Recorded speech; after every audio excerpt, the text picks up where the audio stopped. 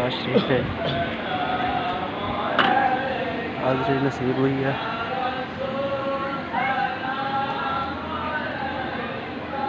चलो आते हैं, ये चिराग डाल रहे हैं तो यहाँ से कुछ तेल क्या करना है लगा लेता हूँ।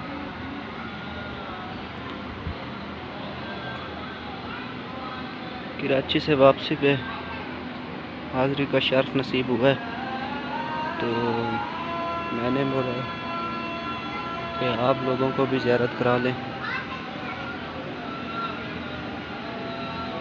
ये नई मज़ार है, इसका मुझे इल्म नहीं है।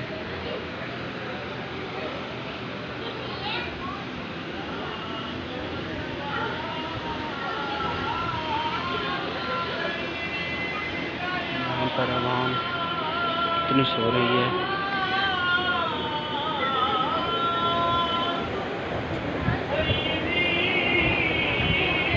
यहाँ पर कुछ लोग ज़ियारत के लिए भी आए हैं।